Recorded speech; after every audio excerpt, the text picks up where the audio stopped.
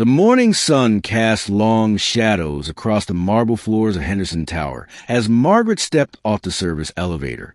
At 58, she had cleaned these executive offices for 12 years, her yellow rubber gloves as much a part of her uniform as her navy work shirt and gray pants. She had watched countless deals happen in these glass-walled conference rooms. She had seen celebrations and arguments, handshakes and betrayals.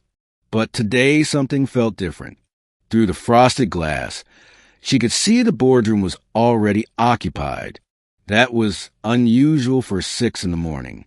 Margaret quietly pushed her cart toward the adjacent hallway, planning to come back later. But then she heard a voice she recognized. It was James Caldwell, the 40-year-old CEO whose kind smile had always made her feel seen, not invisible like so many others did. She had watched him build this company from the 20th floor, owning the entire building. He always remembered her name, always asked about her daughter in nursing school. But today his voice sounded strained, tired in a way she had never heard before. Margaret knew she should move on, mind her own business. Yet something made her pause. Perhaps it was the same instinct that had guided her through raising 3 children alone after her husband passed. Perhaps it was just the wisdom that comes from decades of paying attention to the small things others miss. She positioned her cart near the door, pretending to organize her cleaning supplies while she listened. There were 7 people in that room. She recognized most of them from the company directory photos on the wall. The woman standing closest to James was Victoria Kane, the new chief financial officer who had joined 6 months ago. Her expression was sharp, confident. She was holding a document, pointing at something with her manicured nail.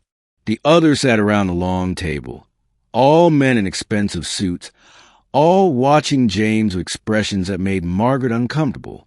They reminded her of the landlord who had tried to evict her family when she was young, that same mixture of impatience and cold calculation. Victoria was speaking now, her voice smooth as silk. James, this merger with Westbrook Industries is the opportunity of a lifetime. $500 million. Your company doubles in size overnight.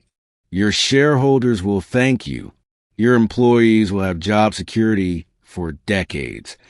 Margaret watched James run his hand through his dark hair, the gesture weary. He looked at the contract in front of him, picked up his pen, then set it down again. Something does not feel right, he said quietly. The timeline is too rushed. We have only had 2 weeks to review this.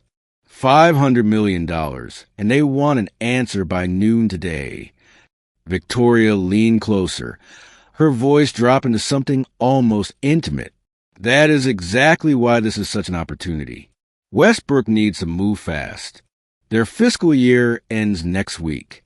They are motivated. But if we wait, they will move to another company.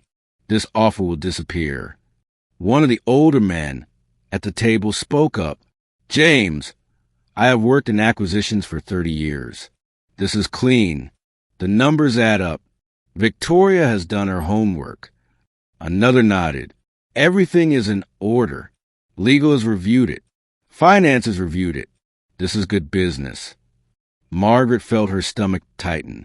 She thought about her late husband, how he used to say that when everyone agrees too quickly, someone is not asking the right questions. James picked up the pen again. His hand hovered over the signature line, and that was when Margaret saw it. The contract lay at an angle on the polished table, and the morning sun streaming through the windows hit it just right. There, in the margins, was something she'd seen 1,000 times before in her years of cleaning offices.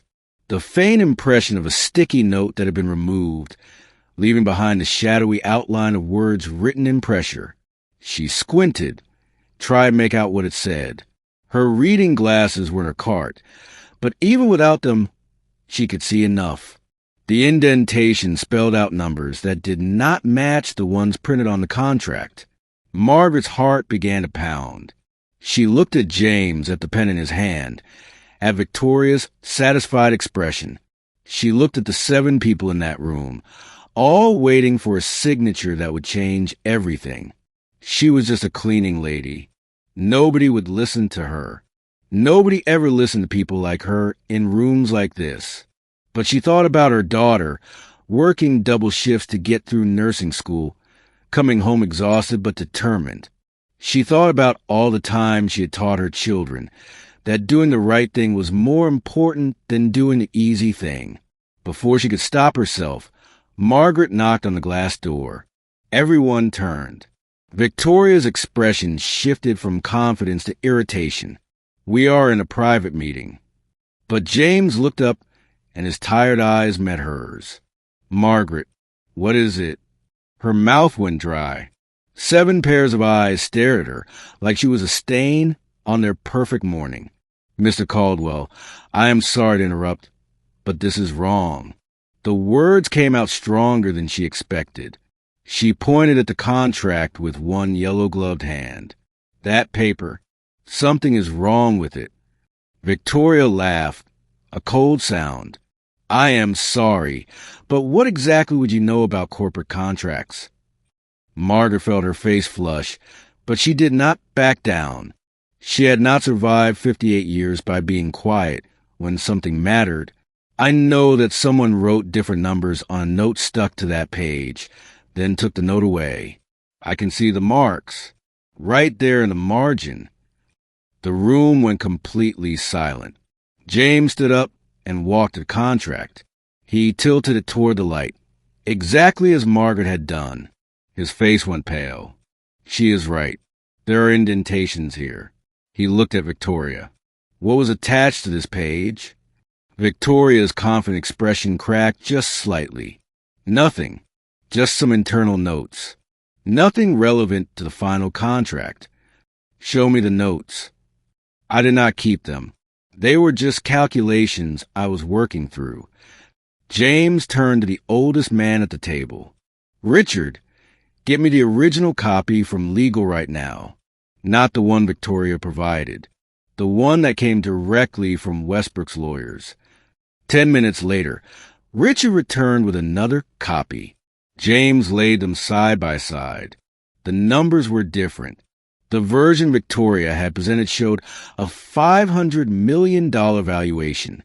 The original showed $200 million, with complex clauses that would have left James's company liable for $300 million in Westbrook's hidden debts.